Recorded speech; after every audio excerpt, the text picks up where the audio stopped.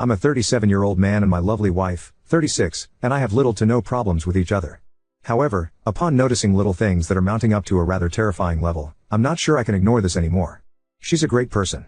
She's done so much for me this whole marriage in respects that I do not want to have sex after a rather traumatizing experience that I don't need to get into. She does little things that show she listens and cares about me, and I do the same for her. I want to stay with her because we've been married for 10 years now and she is all I know, but lately I just don't know what's going on and why she's acting the way that she is. The first notable time was when we found an egg on the curb. We assumed it was from our neighbor, given that they have chickens and maybe an egg roll out or something. Without a second thought, my wife stomped on the egg. Now, I would have been fine had it been an infertile egg or a cooking egg without anything, but the entire fetus was seen and I threw up. She laughed, saying that it was funny and at least the neighbors don't have to worry about another chicken.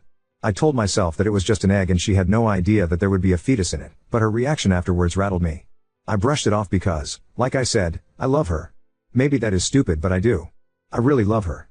But the things continued, and my love for her is wavering. Some notable things I remember were stated below. We have a dog, we'll call him Butter. Butter is the most calm dog in the world, and housebroken and well trained. However, one time, he was very sick and irritated and he went number 2 on the carpet. My wife screamed at Butter. Screamed. I told her to stop because the damage was done already and Butter is a dog who is sick. I cleaned the carpet and she never blew up at Butte or again, but it rubbed me the wrong way how mean she was to him. I understand that she was frustrated, but Butter started crying and trying to give her paw, and she kept screaming at him. My mom passed in 2020. Natural causes. But I was very close with her and it took many years to accept it. I keep her favorite bracelet on a table with family photos of her and me. One day, it was missing and I had a panic attack. The bracelet was made by my mom's grandfather, and she wore it every day. It was a part of her. But when I told my wife, she told me that she sold it. I sobbed. I wasn't mad at her, just devastated. But soon after, the bracelet was back on the table and I asked her about that. She started laughing and saying that you should have seen your face. When we were gardening, I noticed I dropped my keys. She was grouchy since it was hot and she was planting flowers since the morning. When she found them, she threw them at my face and it cut my nose. She felt horrible, but that reaction threw me off. One time after work on Halloween, I was feeling particularly depressed for no reason. I don't blame her for this, but she played a prank on me and jump scared me, something we do every Halloween.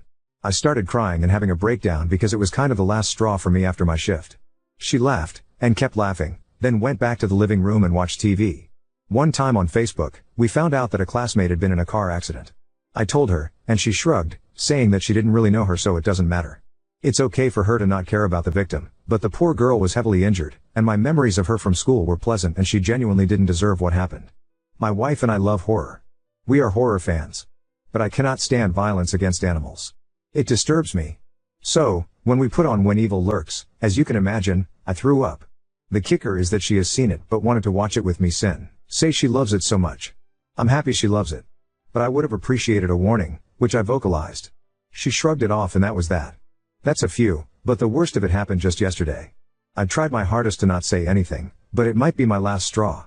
I was cleaning up our room and my wife was at work, and I found a journal buried underneath the mattress as I was swapping sheets. For some reason, I opened it and realized quickly that it was my wife's diary. I would have put it back if I didn't see the words on the page. I was horrified. She wrote that when she was driving, there was a line of geese crossing the street. Annoying, yes, but the thing you're supposed to do is wait. My wife wrote that geese are a useless species so it shouldn't matter if a few get run over. Yes, she just ran over 2 geese on the road. Again, I was horrified. I know what people will say, so I'm going to answer a few questions. I love her. I recognize that sometimes, her behavior is unacceptable and concerning. I recognize the concern, which is why I'm here in the first place. But you all have to realize that for the past 16 years now, she's been my world. We dated for 6 years before getting married, and it's been 10 years since our wedding. In those 16 years, I've witnessed her go through horrific things and she's witnessed the same. It's hard to sum up those 16 years, but it's difficult and I'm already saying too much. I noticed the change over the past 3 or so years. Even then, in the moment, I didn't see it as an issue until reading that little journal entry. I can't just leave her, but I can't act the same around her after finding that out. I realize that I need to confront her about what I saw, but truthfully I am afraid. I never knew it was something she was capable of until I read it and started putting the pieces together. Whatever is going on, I don't know what to do with it. She has a therapist and so do I.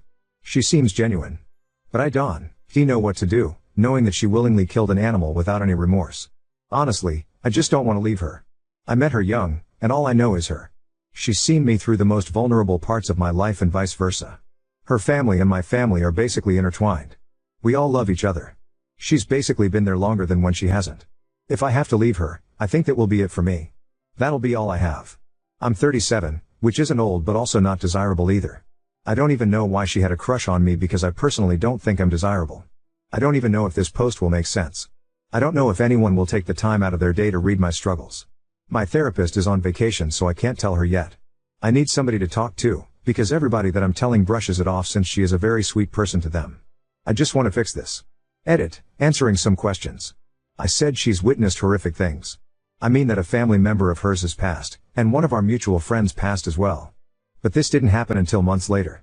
We have no kids. I had a rough experience I won't delve into that made me realize I am asexual. And I will ask her soon. My mom passed in 2020. Natural causes. But I was very close with her and it took many years to accept it. I keep her favorite bracelet on a table with family photos of her and me. One day, it was missing and I had a panic attack. The bracelet was made by my mom's grandfather, and she wore it every day. It was a part of her. But when I told my wife, she told me that she sold it. I sobbed. I wasn't mad at her, just devastated. But soon after, the bracelet was back on the table and I asked her about that. She started laughing and saying that you should have seen your face. Update 1. I've had a long month, and there's a lot to say but I honestly cannot stress enough how much your support and words, harsh or not, mean to me. I'll say what has been on my mind lately, but if anybody just came for this, here it is. I'm leaving my ex-wife, Anna, but we are still living together as I pack my things. I'm not really scared of her anymore, so that's her name. I sat down and had a conversation with her. Everything I wrote down and posted here was copy and pasted from Google Docs. I left some details out since they were identifiable for both Anna and I. I showed it to her and she blew up at me. I understand why she was angry. I did share information about our marriage and life on the internet. Her emotions were reasonable. But I started to get very irritable. She listened to the word vomit that just spewed out. She didn't interrupt me or yell at me because I think she realized in that moment how badly it was all affecting me. I begged her to just hear me out and surprisingly she did. She admitted to me that she also recognized that she was changing and told her therapist about it. Do I believe her? Not really. She said that she's been scaring herself and that she's been having anger issues flaring up that she's noticed, and as some of you predicted, she didn't want to give sex up so she cheated on me with some guy she met at her job. Honestly, by the time she explained herself, I didn't care. Because I don't. With everything that has happened, this was the least shocking. I asked Anna, genuinely, if she loved the man she met and she said yes, which hurt but also didn't seem like a surprise to me. I told Anna that if she didn't love me, I can divorce her and we can figure out the separation and home situation. She agreed far too quickly, but I was so emotionally exhausted and done with her shit that it didn't register how little she valued the marriage to just toss it out like it was nothing. I just told her that for the next guy, she needs to get help. She agreed that she would check herself into the hospital. Some of you suggested a tumor, but that wasn't the case. Her explanation was that the man got her into drugs. That's all I will say on that matter because it's all she told me. At this point, I don't even care what the reason was because the impact was the same. Honestly, I'll forever kick myself down for not recognizing any warning signs sooner. It should have never gotten to the point that it did, and while it may not be my fault, I'm haunted every day by the thought that I could have been smarter and stopped her from doing everything that she did. When I say that she wasn't always like this, I mean it. She didn't give a specific date from when her affair started, so I can't pinpoint it to an exact event that happened. I miss the woman she used to be, the lovely girl I've known for almost 2 decades. I know this was something that had to be done, but no matter how many times I tell myself that, it doesn't make me feel any better. For those wanting to know, Butter is safe. He's a good boy and he's staying with my sister while I pack up to leave. My wife never physically hurt him, but she has yelled at him a few times. It hurts not having him here all the time since my sister's house is 30 minutes away. But he's safe and I actually see him tonight. I also informed my family about this situation. I didn't want to, but I knew it was necessary. They understand and apologized for their brushing off of the situation. But to be fair, I downplayed it so that could also be why they didn't see it as an issue. Her family knows we are splitting as well. As for me, I don't really have friends that are available that often, so I've spent most of my time alone in the house and thinking to myself. It was our house at one point. I remember when we first bought it and how excited she was. My best friend and I are going to eat out together, so that's something to look forward to. And she still admitted. I don't hear from her because they take your phone away at the hospital. I hope she can recover, but after everything that my therapist, family, best friend, and you guys have said, I can't bring myself to stay with her. Breaking it off felt like ripping my own arm off. I was devastated and still am. She seemed distraught as well, but I don't know what to believe anymore. I don't think she doesn't care about me. I think there's a part of her that still cares. But maybe I'm wishfully thinking. Even through everything I can't be mad at her. But I know loving her isn't good for me. Is it wrong to forgive her? To see everything from her side? It hurts. It really does. I don't know anything but her. It feels like my life is over even though it isn't. I don't want to date again, but I just want to connect with other people. It didn't click how isolated I was until I left, and I realize now that she is at fault for my lack of communication with anybody. If I had to conclude this jumbled mess of an update, it'd be this. I'm going to be fine. It's only been like 2 weeks, but it's been the longest 2 weeks of my life. I realize that there are more people around that support and care about me. It honestly was really hard to accept that Anna was a disturbed individual who didn't love me. Sometimes, I still convince myself that she does. But everybody around me states that she doesn't. And I'm coming to terms with this.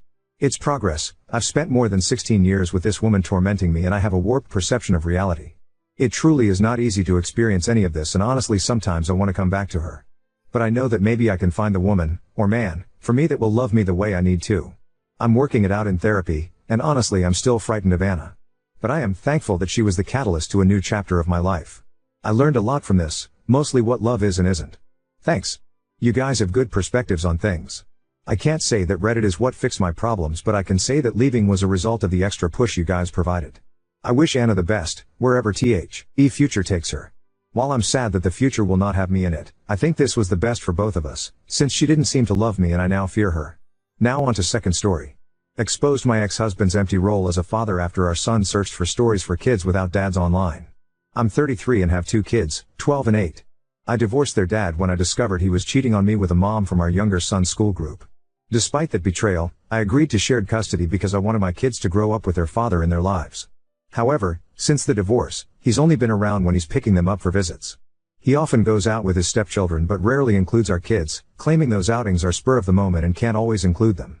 Eventually, I stopped pushing, but I've always thought it was unfair that he keeps his distance from our children's lives. Recently, I decided to upgrade my older son's computer, and he asked if we could give his old one to his cousin, my brother's son. My brother has been a huge support for my kids. He's always available to take them to their school events when I can't, and often takes them out to the park or for trips when I'm busy. My ex, on the other hand, is rarely available for them. Anytime I ask him to help with an activity, he has an excuse: he's out of town or swamped with work.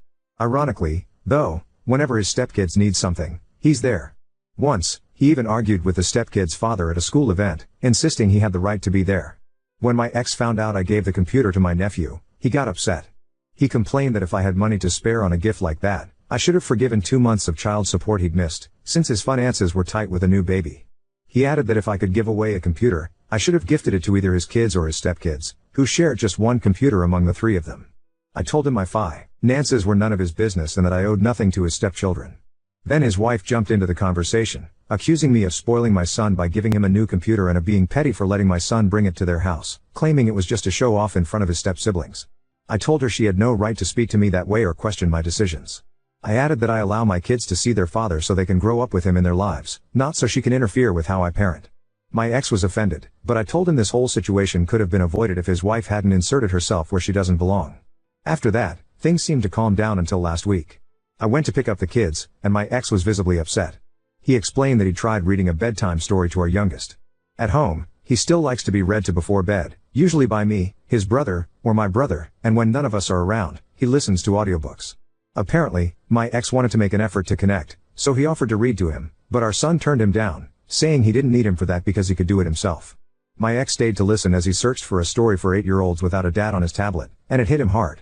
The next day, my ex offered to take our older son to basketball practice, but he replied that he'd be going with his dad. He quickly corrected himself and said uncle. That made my ex even angrier, and when I came to pick up the kids, he confronted me about it. I told him that if our kids feel like they don't have a father, he is only himself to blame. He tried to shift the blame onto me, saying I was the one pushing him away from his role. I told him it's up to him to show up for his kids, not something I can do for him. I reminded him he was the one who broke our family, and he's chosen to be more involved with his stepkids than with his own children. I told him not to kid himself. The kids are growing up, and they're starting to see the reality of who he is as a father. If he keeps this up, he can't expect much from them in the future. After that exchange, his mom called me. While she's always been polite to me, I felt the need to say that I would have appreciated this same concern from her when she supported her son's affair, knowing her grandchildren were losing their father in the process. She hung up, and we haven't spoken since. My brother advised me that I had every right to express how I feel, but he suggested that maybe this discussion shouldn't have happened in front of the kids. Later, my ex texted me saying that if I weren't so difficult, he'd spend more time with them. I told him his duty as a father doesn't depend on whether I'm easy or not, and he knows I've never prevented him from seeing the kids. The truth is, when he has to choose, he prefers outings with his stepkids over his own children, and that's something only he can change. Update 1. I didn't expect to receive so much advice, and I never thought this app would be so useful. It's not very popular in my country. Now, back to the topic. My ex sent me messages saying he wanted to resolve things, stop arguing, and talk to me. I agreed. He came to my house, and we didn't beat around the bush, we went straight to the point. He asked me if I really thought he was a bad father. I replied that, looking back now, I never would have chosen him to be the father of my children. He said it wasn't easy for him, and I answered that it wasn't easy for me either because I take on both his role and mine. He told me he couldn't leave his stepchildren without a father because he had already broken their family, and I replied that he had left his own children without a father. He started crying and told me it was my fault, saying that when the infidelity happened, I refused to forgive him or go to couples therapy. I kept telling him things, I'll admit they weren't kind, but none of them lies. He asked me if, given his current state, I didn't feel sorry for him, and I said no.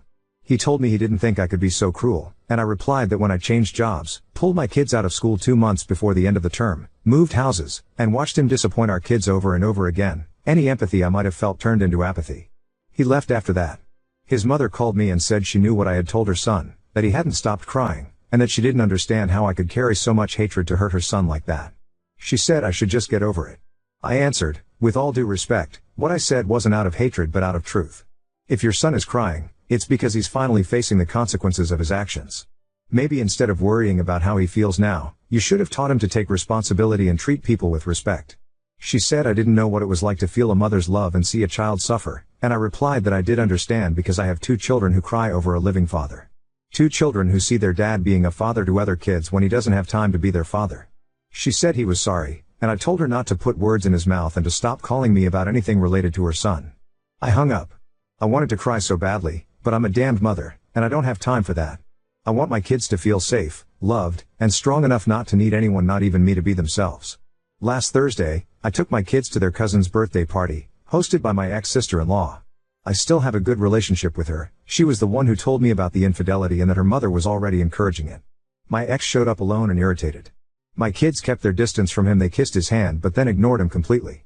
My ex-mother-in-law told the kids they should show more respect to their father, and my eldest replied and he doesn't show respect for me since he and his partner talk badly about me. I scolded my son, not for what he said but for how he addressed his grandmother. I told him it was wrong to eavesdrop on private conversations and repeat them. Then I asked him to gather his things because we were leaving. My ex-mother-in-law asked me not to leave, saying the kids were having fun and we could resolve this as adults. She asked my ex what he had said, and he claimed not to remember. I told her I didn't care, and she said we should be good parents. I replied that to be good parents, you need to be good people first. My ex was getting agitated. My ex-mother-in-law asked why we couldn't have a civilized co-parenting relationship. I told her everything I've mentioned here about his free will to see the kids and how the second custody agreement isn't working since he only sees them some weekends. My ex didn't want to discuss it, saying he had too many kids at home. My ex-mother-in-law told him the only kids who should feel comfortable are his, and the comfort of the others should be provided by their biological father. My ex wanted to end the conversation because his mother was scolding him for being a careless father. He also said it was my fault. I asked him to clarify how it was my fault. You can see the kids whenever you want, what more do you want?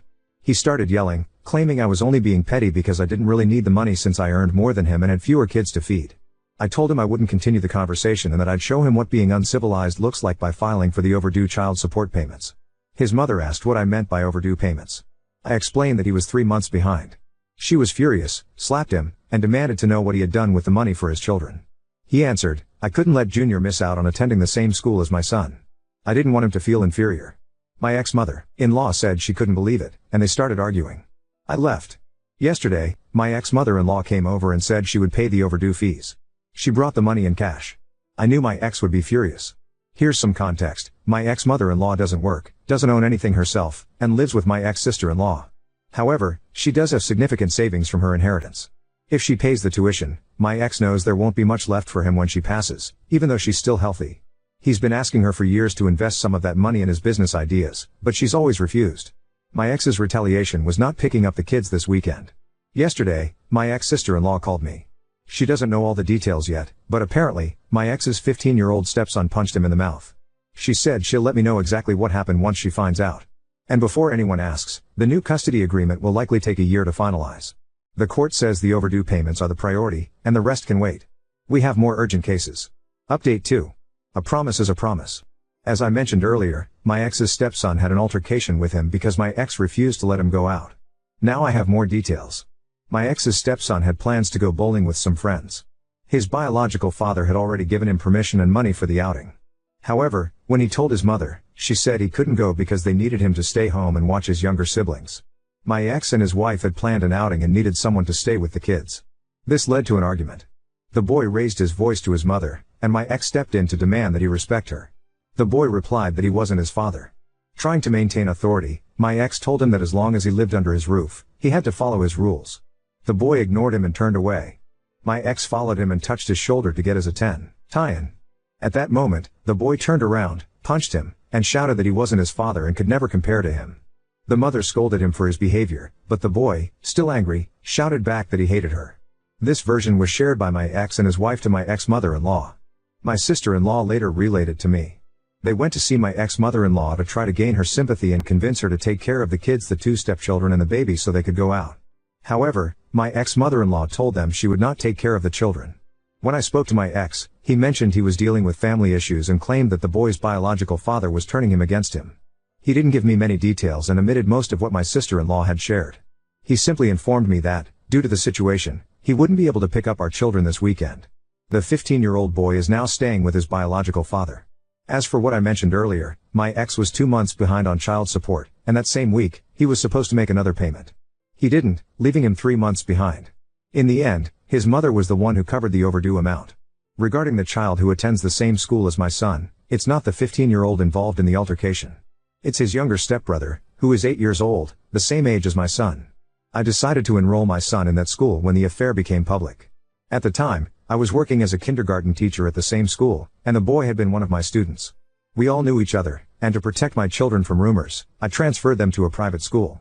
This happened 2 months before the school year ended.